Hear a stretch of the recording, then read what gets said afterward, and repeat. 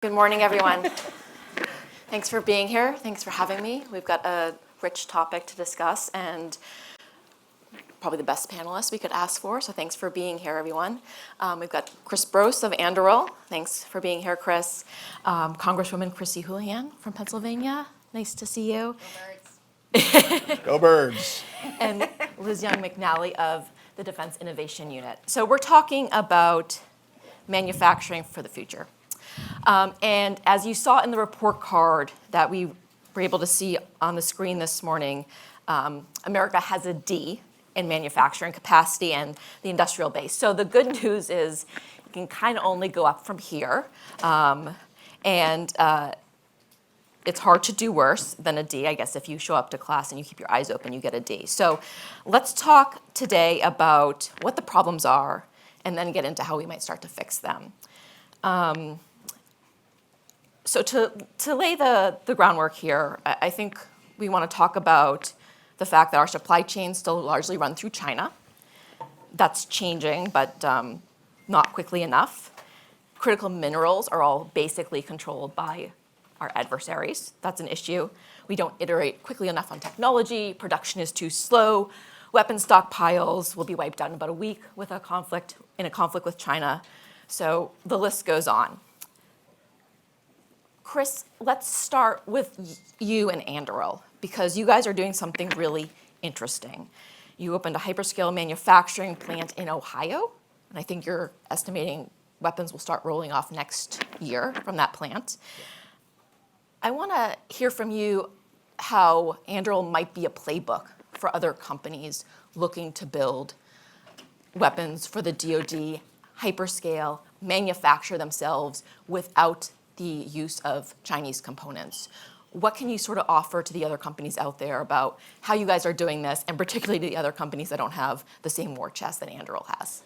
Yeah, I mean, we've been, I would say, kind of like shockingly transparent about what the problems are and what the playbook is. I think our view of this is the problem is actually everything that you mentioned, but it's actually deeper in terms of how we've defined and thought about military power for a generation. Which is that we're not going to fight long wars, we're not going to lose a lot of systems in combat, we're not going to shoot a lot of weapons, and all of this is going to end in 100 hours. So when you're then confronted with the inverse opposite of that problem, where you're going to shoot an enormous amount of weapons, you're going to lose an enormous amount of systems, you're going to have to sustain that for months and potentially years, it just completely inverts all of the assumptions that we've built our defense industrial base on, for all of our living memories. So I think for us, we go back to the very beginning and say, we have to get away from a model of military power that is fundamentally unproducible and irreplaceable, and actually start thinking about hyperscale production the way the commercial world thinks about it. And when you think about that at the onset, in terms of how do I define out a lot of the problems that bedevil us downstream in terms of defense unique supply chains and absolutely overly specialized workforces and critical minerals and all of these other dependencies, the goal is actually to get rid of that stuff as much as humanly possible, not to better manage it, because there's not a better version of that. So for us, I think a lot of the way we are solving this problem is at the level of design.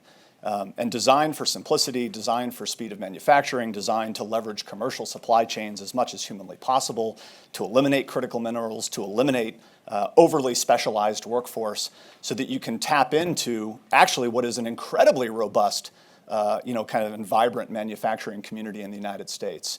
You just have to know where to look. And it's traditionally, or it's outside of the traditional industrial base, where you really see, commercial automotive workforce and, kind of incredibly resilient commercial supply chains, where if you can tap into that for the purposes of building weapons and autonomous systems and other kinds of things that the department is going to need, you can just fundamentally increase by an order of magnitude the number of military systems and weapons that you can produce, which is actually the problem that we need to solve very quickly. That's super interesting, and you talked about sort of forgetting about critical minerals. So I want to take another beat on that and how you do that. China controls about 60% of the global access to critical minerals, more than that when it comes to processing.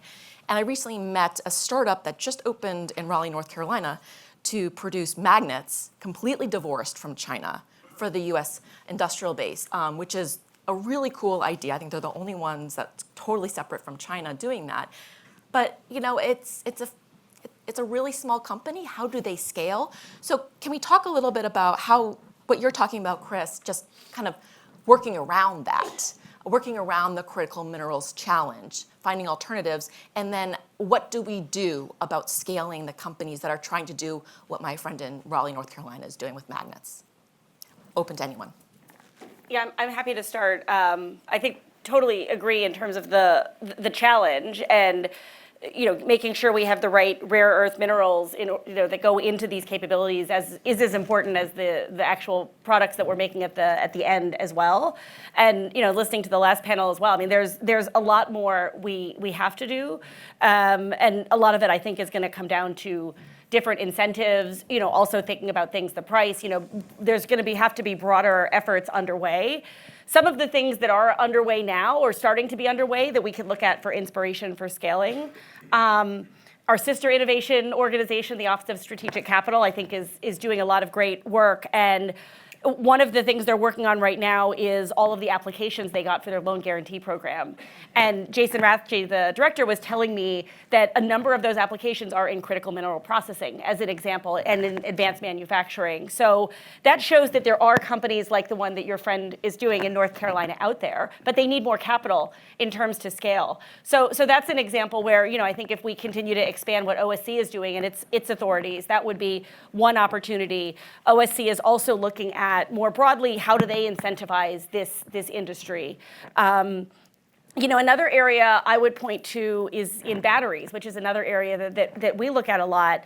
One of the efforts that we have been doing at DIU that I have been the most inspired by is our what's called FastBat, and it's a family of standardized batteries. So the challenge within the DoD is not just the minerals, but it's also, as you could imagine, the DoD uses lots of different types of batteries in everything it does, and as a result, they're all very expensive, and they can't take advantage of all of the R&D and commercialization going on the commercial side in the United States with regard to batteries. So we've been working with different mission partners around standardizing what are the different types of batteries and building up the domestic and friendshoring, production base for those batteries. The last one we just introduced through an AOI in December was around drone batteries. So just another area because we saw that one as well. So those are just sort of points of what we can continue to do and scale, but completely agree that we need to spend more time on that problem. The critical minerals conversation is a really interesting one, and I can see over your shoulder that you've also written down critical minerals as one of the most important things to talk about. Critical mineral stockpiles, critical mineral supply chains, making sure that we are independent and using our friends and allies as well for that. I know that the last conversation talked about permitting reform, which is a huge, huge opportunity and something that I think that we might be able to accomplish in this Congress bipartisanly and bicamerally. There's definitely a lot of appetite for that. I'm intrigued. I always learn more than I contribute. I'm really intrigued by the concept of not using critical minerals, and the Biotechnology Commission will be coming out soon with their report if it hasn't already come out. I think biology is our future in a lot of the advanced manufacturing that's going to be happening and ways to separate ourselves from critical minerals reliance. So there's just, and I'm also really intrigued by what you're saying about taking advantage and benefiting from the commercial sector and what they know and how they understand it. And you talked about a generational thing 30 years ago. When I was a graduate student, my graduate work was in lean manufacturing, Kanban technology, and trying to figure out how to apply what the Japanese were doing well in the car manufacturing industry to the defense manufacturing industry for airframes.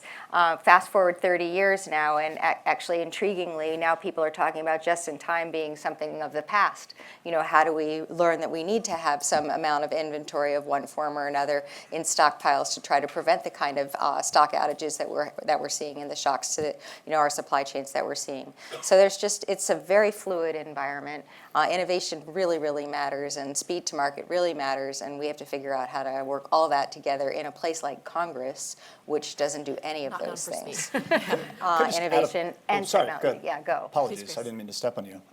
Just to add another point, I think we're always at risk of just wildly overthinking these problems and making them way more complicated than they actually are, right? So your magnet maker friend, The problem in the traditional industrial base is if you basically spend a generation not really building and buying a large number of weapons, and you don't really care as a reason of policy that like Chinese supply chains are just rippled throughout all of those programs, well, then you're going to get what we get, right?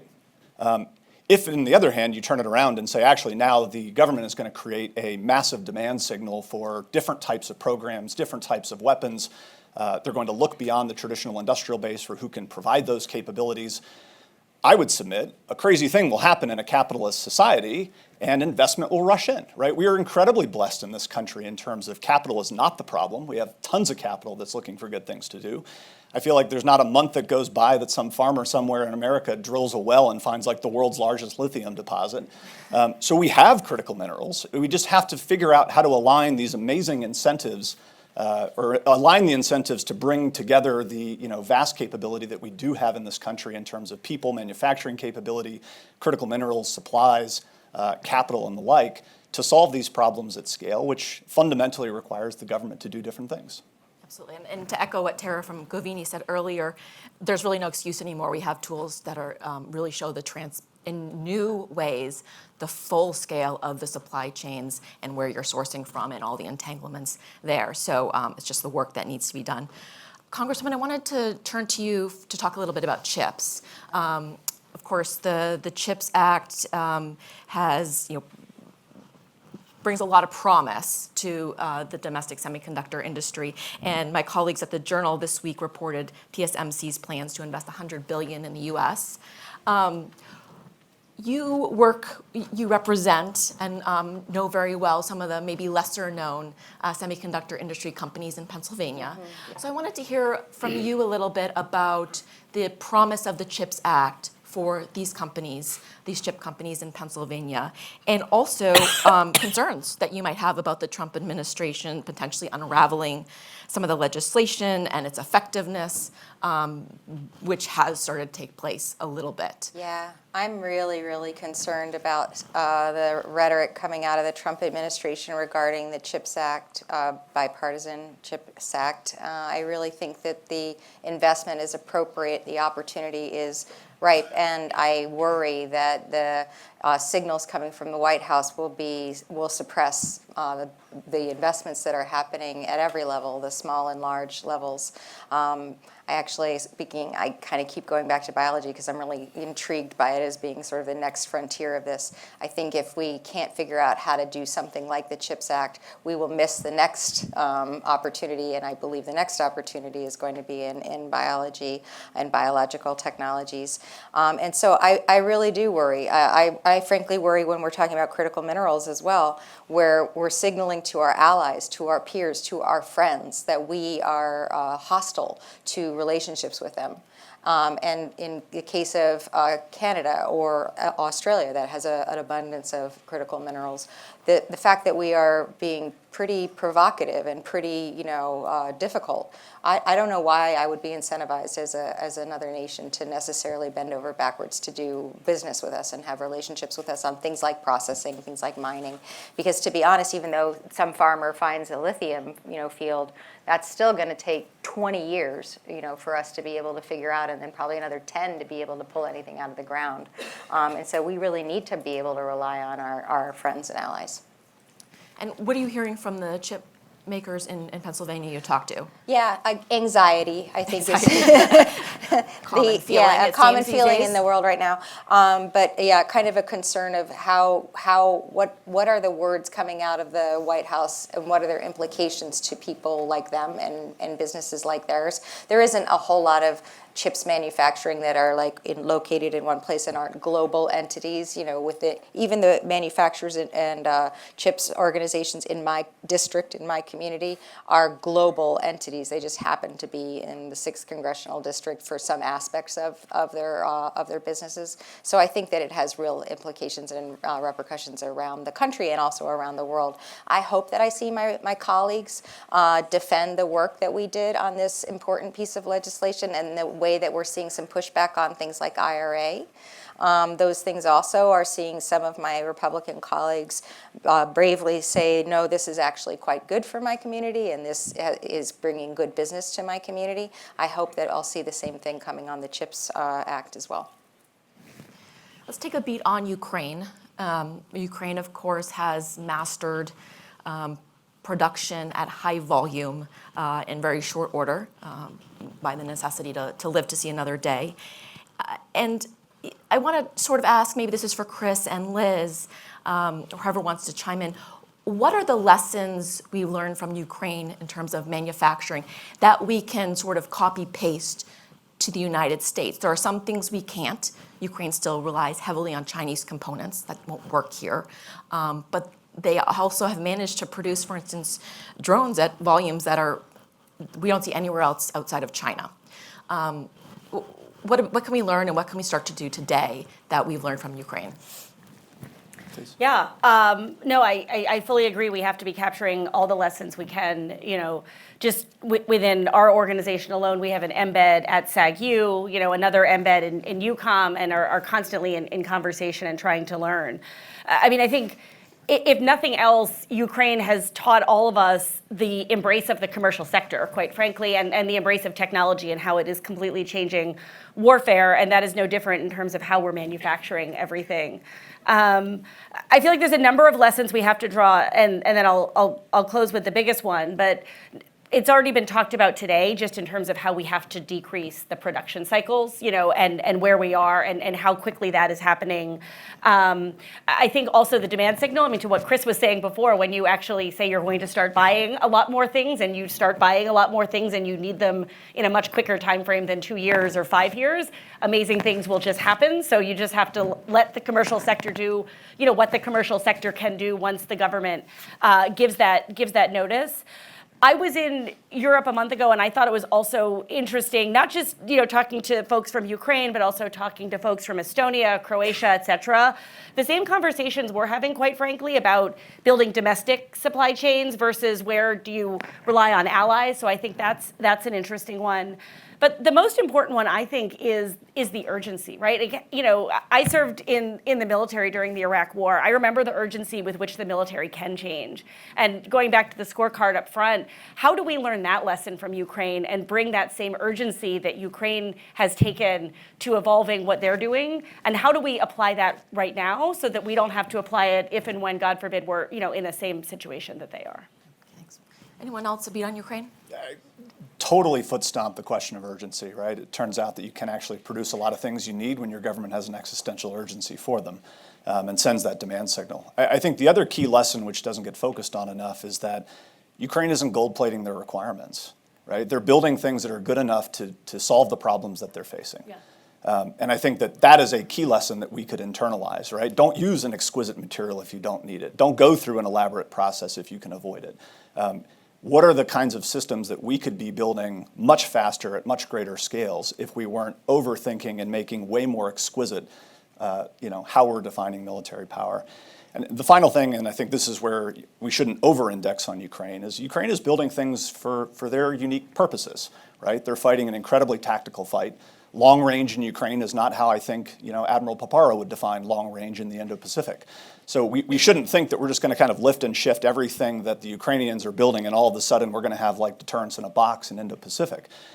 We're going to have to take the lessons and the kind of mindset that they have and define new programs for the U.S. military that have that sort of thinking embedded in it, but are fundamentally geared toward changing how the United States military projects power over far larger distances like the ones we're facing in the Pacific. Chris, can you give a specific example of what Anduril learned from Ukraine?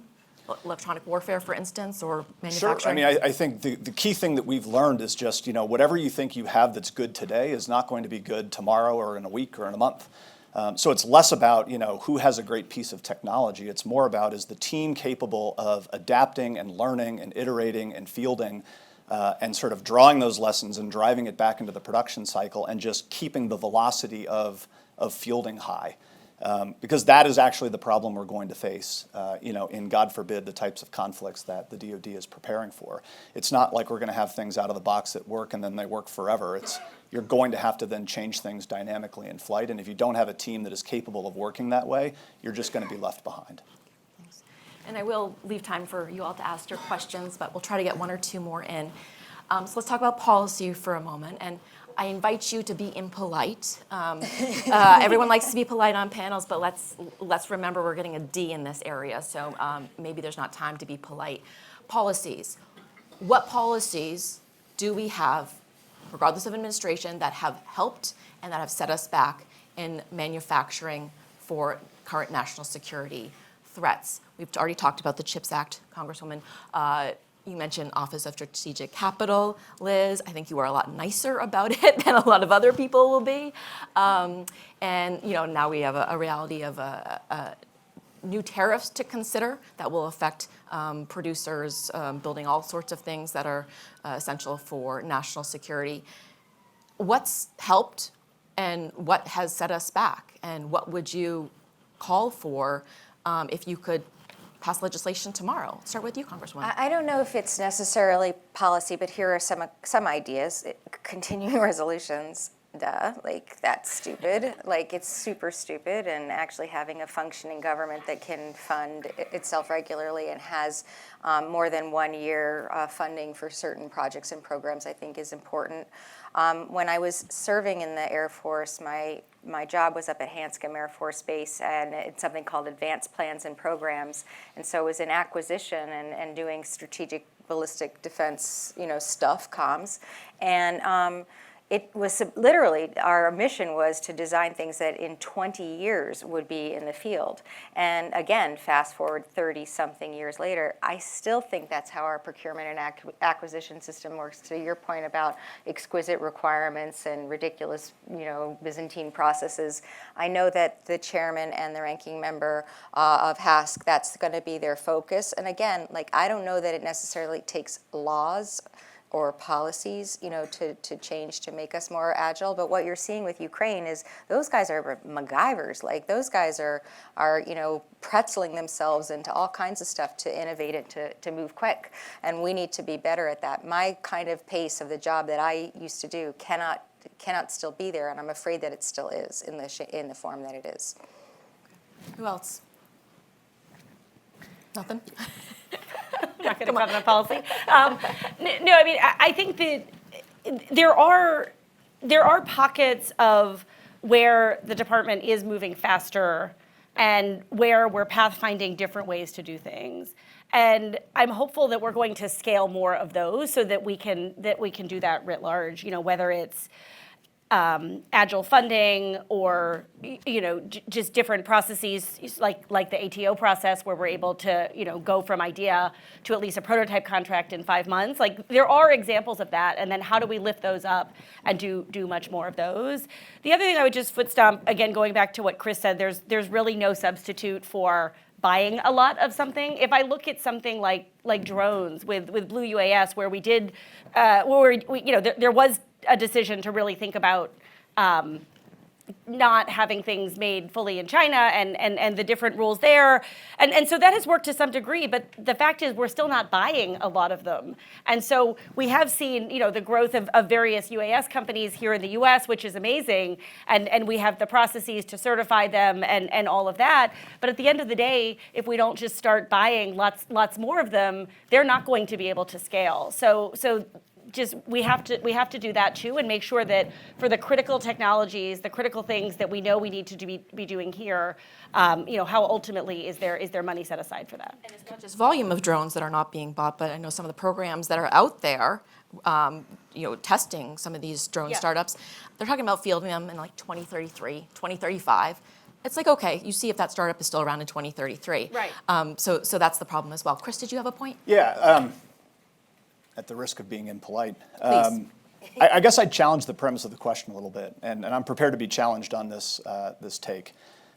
Washington is a process-focused city, and whenever there's a problem, we immediately go, how do we optimize some process, right? How do we fix the JROC or JSIDS or the PPBE process? the acquisition process, the requirements process, budgeting, that's where we spend all of our energy. I would submit there's actually nothing wrong that we can't work through. We've gone through the better part of a decade of just, high velocity acquisition reform, budget reform.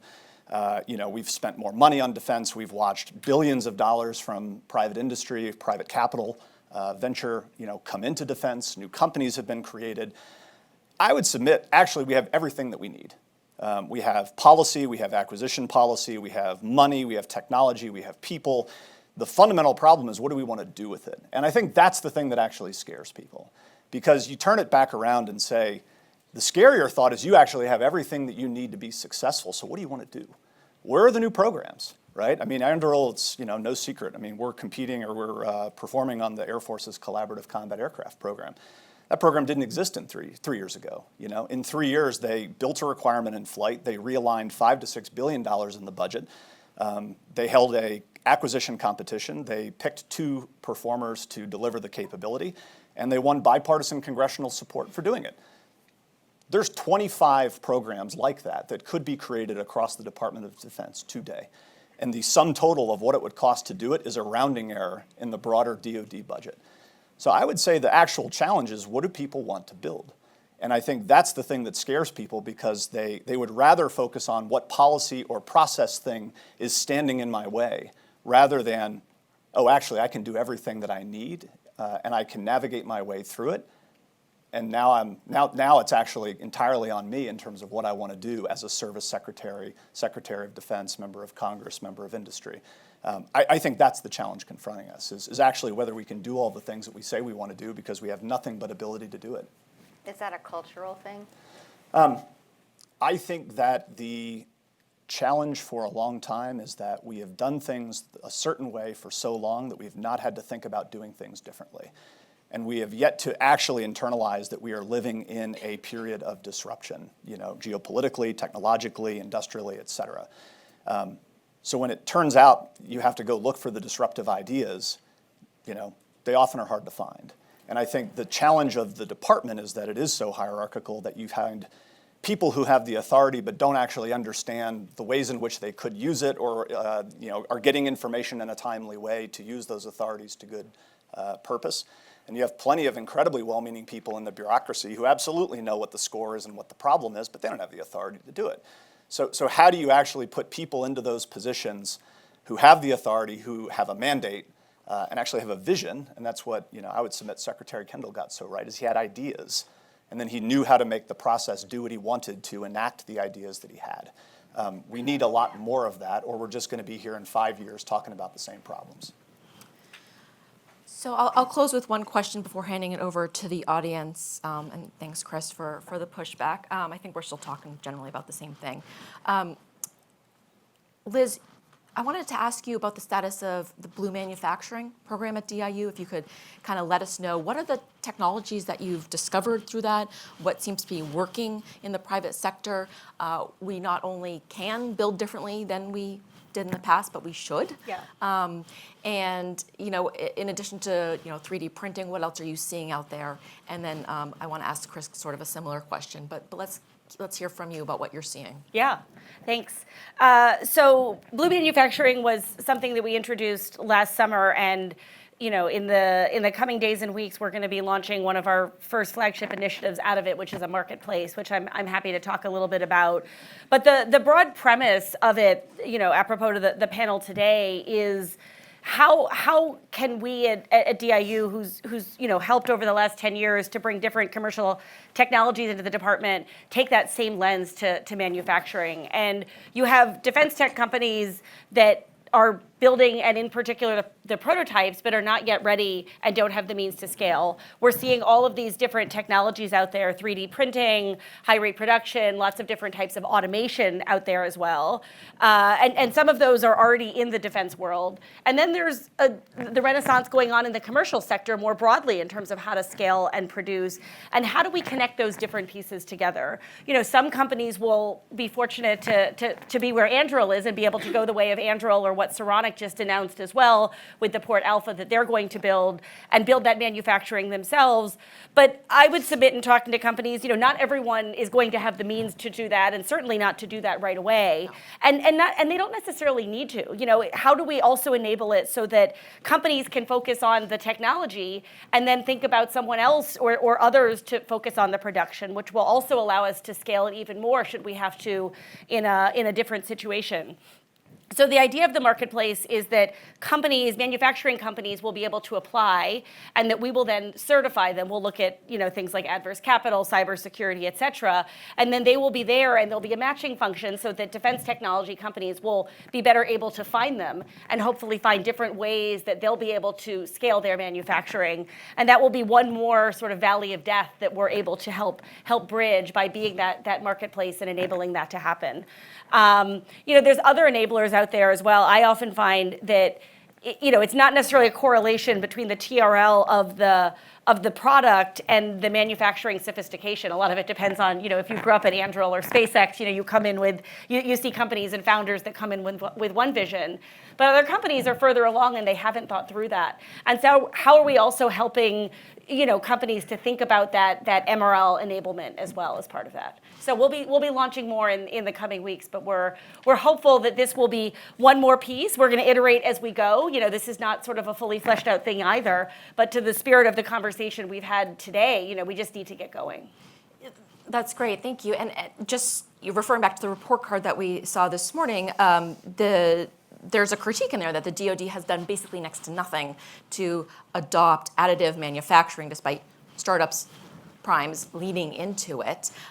So I guess that's like the opposite of positive signaling, right, to the industry. Kind of how do you, and anyone can answer this, how do we contend with the DoD that's not embracing additive manufacturing when the private sector is? And Chris, I don't know if you wanted to hop in with any lessons from Anduril about additive manufacturing. I've seen some of it at work, but yeah. I guess I would just caution a little bit about becoming overly enamored of particular technologies. Okay. We've been on a manufacturing journey for several years, and it kind of culminated very publicly with the Arsenal announcement. But I mean, this is work we've been doing for a long period of time because we've had to, right? We've been winning contracts that require production, that require investment to generate the productive capacity.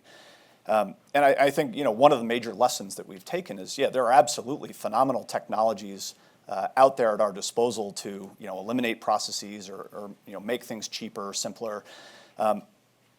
But we shouldn't over-index on that. There's when we kind of did the deep dive on Tesla and their kind of whole manufacturing story, they started out and said, we're going to build a completely automated production facility. And then they realized, there are just certain things that humans do better, faster, and cheaper than robots, and we just need to put people in certain positions. So again, I think there's a lot of technology at our disposal, but it's more about thinking through the right way to solve the problem.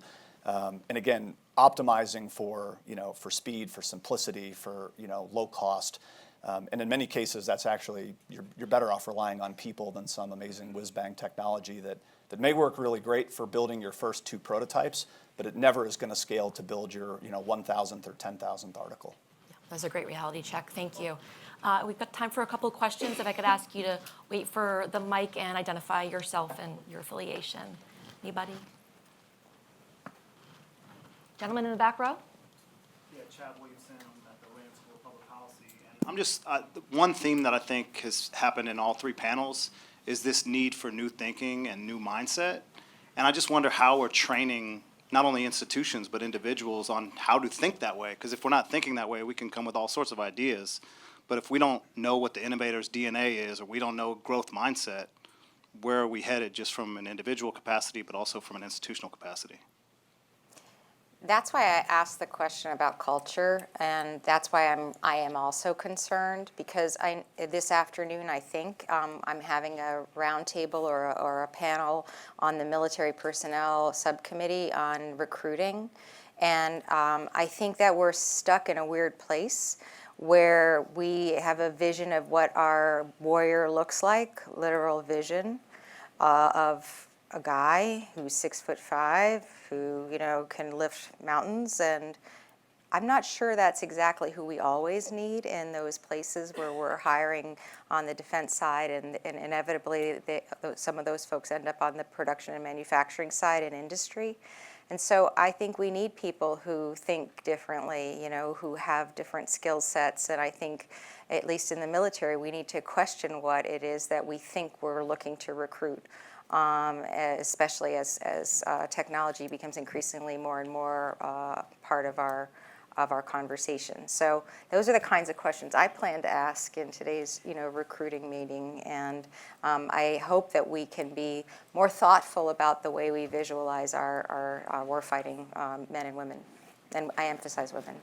And just to add briefly, and I'm sure you'd agree, but as you do your oversight, the additional question is, are we retaining those people? Because I would submit we have enormously creative, disruptive thinkers in our military. The question is that we're not actually creating the incentives to find those people, to reward those people, to bring them up. I mean, you know, Washington is littered with captains and colonels who have some of the most interesting thinking, and they're doing it at, you know, think tanks and places like RAND rather than as, you know, as admirals and generals and leaders of their institutions. So how do we find those people and reward them rather than systematically drum them out of our institutions, which, you know, official Washington has a really good track record of doing. Who else? Yes, please, ma'am.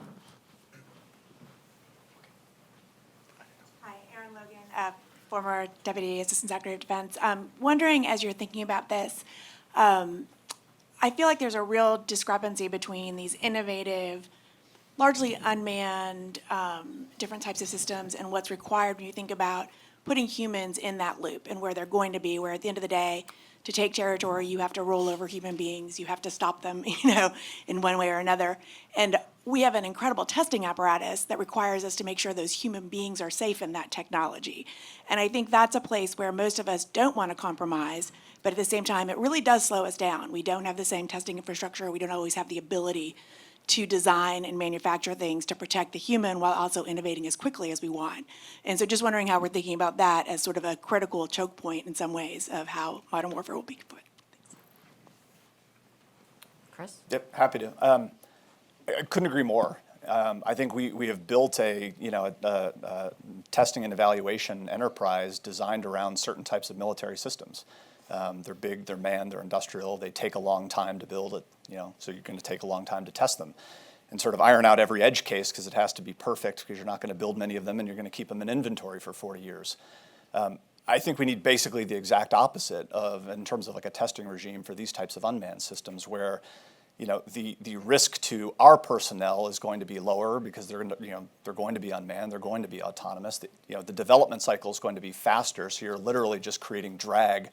If you're then elongating that process through testing. And just generally kind of optimizing testing for what are the outcomes we're trying to achieve rather than does this check all of the boxes that I'm used to checking with, you know, a DDG or, a fifth generation aircraft. So I just think we have to create a parallel testing enterprise, and I would submit also budgetarily and other things for how we're going to think about, evaluate, and ultimately utilize these types of systems. And we're not going to get all of the answers before we go. We're going to have to field a lot of that kind of in flight. I think we're at time unless there's one burning quick question we want to get to. All right, well, thank you everyone for your time, and thank you so much, panelists. Great discussion, appreciate it.